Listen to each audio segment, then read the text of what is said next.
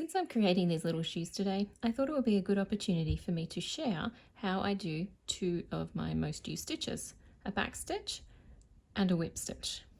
This video is focusing on the backstitch.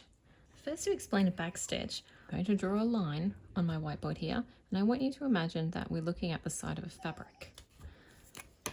So let's draw the line, and I'm just going to change colours.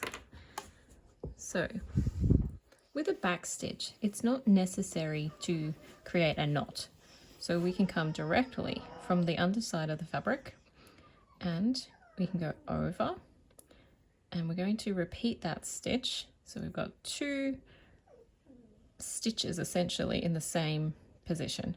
Now we're in this position here. We're going to come out a little bit further, and you can see that this is about double the space of our first stitch. Our first stitch is here, and this is about double.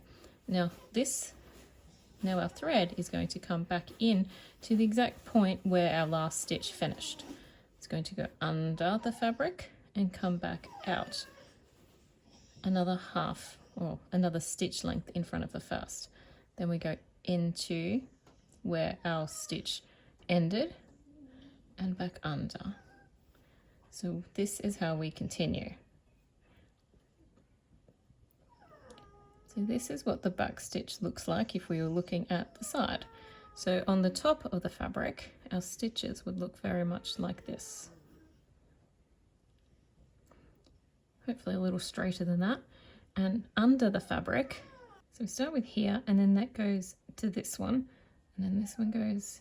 So these would all be on top of each other, but because you wouldn't be able to see that, I drew it like this.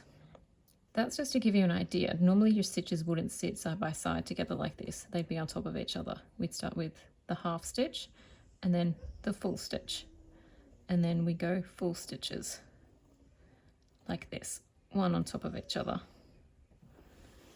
So the bottom side would look like this and the top side would look like this. This is a very strong stitch, and it's great for joining fabrics one on top of the other and doing seams. So that's why it's perfect for this little shoe here.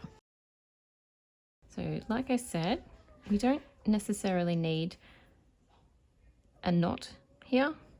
We're just going to come from the bottom, and I'm going to leave just a little tail because I want to bury that in a minute.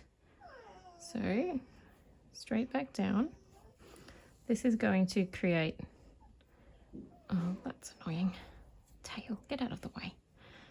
So that was my first little stitch. Sorry, I just want to move that out of the way. Now we're going to go straight in the same position and create this same stitch one more time. Okay, so that is my back stitch, stitched twice, and that is a very strong start. Now we're going to bring this up one, which is essentially two of these stitches together. And now we go back where our first stitch ended.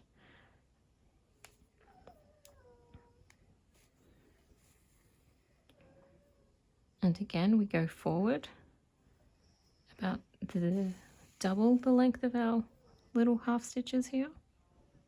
And we go back to where our first stitch ended. Oh, hopefully that doesn't happen.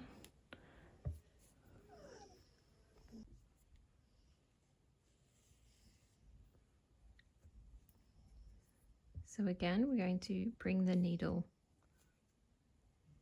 one stitch length in front. And then we're going to come back to where our stitch finished. So on the underside, our stitch goes almost double these stitches. It comes over here.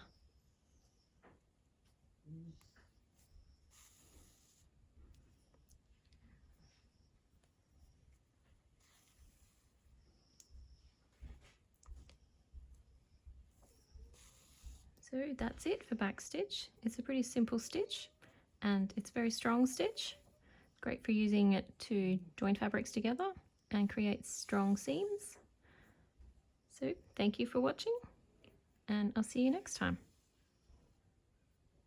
Thank you for watching, and if you found this video helpful, show your support by giving it a like. And if you'd like to stay updated with all of my new tutorials, please subscribe.